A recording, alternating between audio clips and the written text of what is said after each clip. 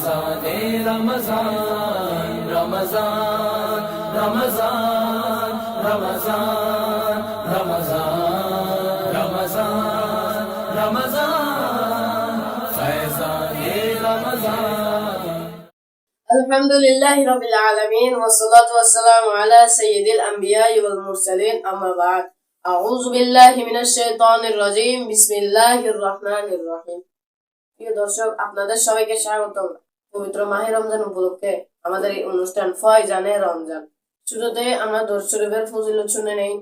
নবী সাল্লাল্লাহু আলাইহি ওয়াসাল্লাম ইরশাদ করেন, যে ব্যক্তি আমার উপর একবার দরুদ শরীফ পাঠ করবে, আল্লাহ তাআলা তার উপর 10টি নিয়ামত নাযিল করবেন।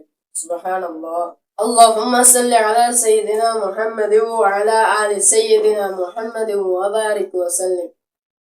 আজ আমার আলোচনার বিষয় হলো কিয়ামতে অসহায় ব্যক্তিকে।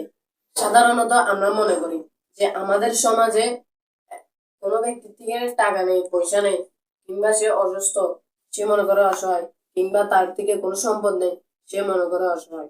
কিন্তু হাদিসে পাকে বর্ণিত হয়েছে, প্রিয় নবী সাল্লাল্লাহু আলাইহি ওয়াসাল্লাম সাহাবায়ে কেরামদেরকে জিজ্ঞাসা করলেন যে তোমরা কি জানো অসহায় কে?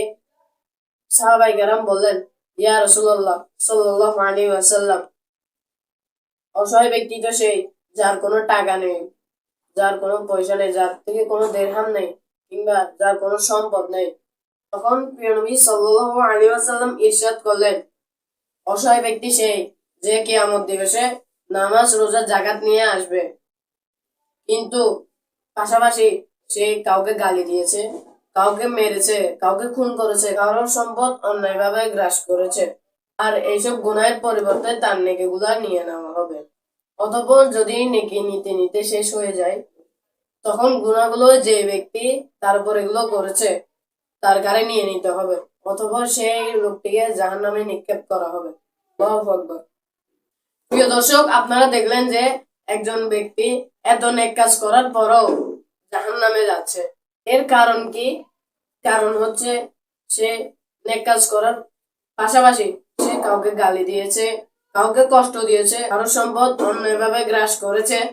তাই কাল কিয়ামতের দিন তাকে জাহান্নামের দিকে নিক্ষেপ করা হবে। আল্লাহু আকবার।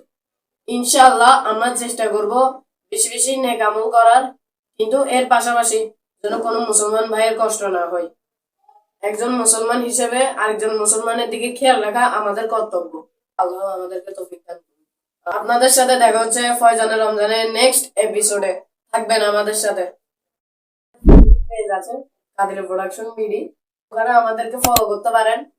যারা ফেসবুকে আমাদের ইউটিউবের মতোই সাপোর্ট করবেন। ইউটিউব চ্যানেলে নতুন হয়ে থাকেন তাহলে আমাদের চ্যানেলটি সাবস্ক্রাইব করুন আর আমাদের ফেসবুক পেজটি ফলো করুন। আসসালামু আলাইকুম ওয়া রাহমাতুল্লাহি ওয়া বারাকাতুহু।